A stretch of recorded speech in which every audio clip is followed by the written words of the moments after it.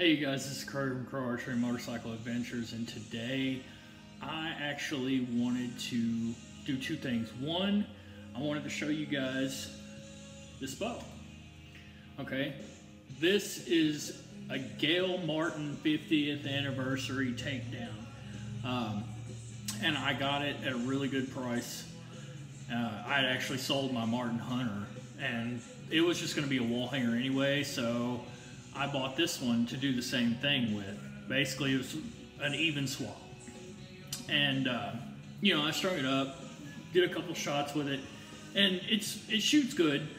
The big issue is it has like these shorter limbs on it, and the riser is kind of long. So for me, with my extended draw length, it doesn't really, I can't get to my full draw before it starts to really stack pretty bad. So honestly, you can tell that this is made for someone who's extremely, you know, short on their draw length. I'd say like maybe 26, 27 inches, give or take. But with that, the second thing that I want to talk about is I would like to actually address a big issue within the traditional archery community. So this has nothing to do with really life advice or anything. It's more about talking about the, you know, what I'm about to talk about within the traditional archery community.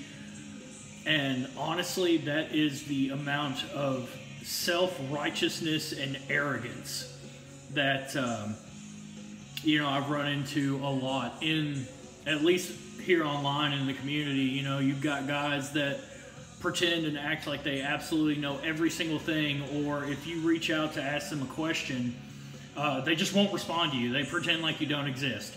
That, or they start trying to preach to you, oh, well, because you don't do what I do or don't think the way that I think, then you're wrong and your opinion doesn't matter. It's irrelevant. Like I said, the amount of arrogance in that is absolutely insane and ridiculous. And to be honest, these people have hundreds and hundreds and hundreds of followers watching their stuff, and it makes me really question a lot about society in general. It's like, oh, so at this point we're listening to those kind of people. It's ridiculous. In fact, the first thing that really stood out to me, I've reached out to a couple of guys who, you know, I found their channel and it seems like they're really good and they seem humble, but I reach out and ask a question and they just pretend like I don't exist. Or they try to come at me sideways, acting like they're better or something like that. Well, you know, that's fine if you want to feel that way. That's whatever. I don't care. I'll just take my money somewhere else. Now, another thing that I saw, I actually did a review on some limbs on threeriversarchery.com, and going through and looking at people's reviews and stuff like that, you could see where people were being genuine about a product. And for some reason, there's a feature on Three Rivers that allows you to dislike things as far as reviews and things like that. And the amount of disliking on people's reviews and comments when they're not saying anything wrong or bad is absolutely insane. And that's a good example of the kind of mentality that is within this community that's being spread around, and it's absolutely ridiculous. You know, like my favorite one is whenever you know, people want to knock on, you know, your shooting style as far as like how you know, draw the bow, whether it be Mediterranean split finger, 3-under, fixed crawl, string walking, things like that. And you will, you know, I've run into several people that say or have this inclination that if you don't shoot split finger, then you are not shooting instinctively. That is the biggest load of crap I've ever heard in my entire life. It's the same way for people that want to say, oh, well, you know, you're shooting 3-under, fixed crawl or whatever, you're no longer shooting instinctively.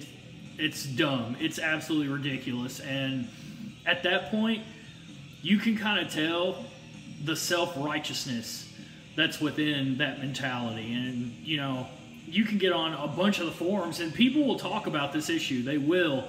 And it's very common. And the reality is, it doesn't matter what someone decides to use as a shooting method, as long as they are finding it accurate for themselves. You know, it's the same with releases. Like me, I used to have a static release, and I'm not saying that that's a great thing, because for me personally, it worked really well for a little while as I was, you know, coming into my own and everything. But over the course of time, after the years, when I really started focusing my attention on my release, then, you know, my groupings improved, as well as my accuracy at longer distances. And here's the thing, I've been doing this for several years now, and we're talking hundreds of arrows a day for several years. And, you know, I'm still learning things all the time. And, you know, there's plenty of channels I follow that I learn from. And, you know, there's nothing wrong with that. The day that you know everything is the day that you're dead. Believe that. Absolutely believe that. So, in that regard, what I find hilarious is that the majority of these people that are acting this way, they can act all they want, but when it boils down to it, they can't whoop me. Believe that. Believe that. So, everybody wants to act all big and tough over the internet with their keyboards and stuff, but when you meet them in person, it's a whole different story. I promise you that. And I've never been the kind of person that goes out of my way to look for issues or find trouble or things like that. In all actuality, I want to learn more. And I do my best to try to learn more and to take other people's opinions and apply it to my life and see how it works. And then, of course, you know, I have to develop my own thing. But I just want to know what's up with all the haters, you know, within this traditional archery community, because traditional archery isn't about who's better than who. It's about mastering yourself. You know, it's that's the beauty of it, is learning how to master yourself. And then until you master yourself, you're not going to master archery, period. It's just not going to happen. Another note, because of how this bow is, like I said, this is a Gail Martin signature takedown. And this one is rated at 55 pounds at 28 inches, and it is number 8.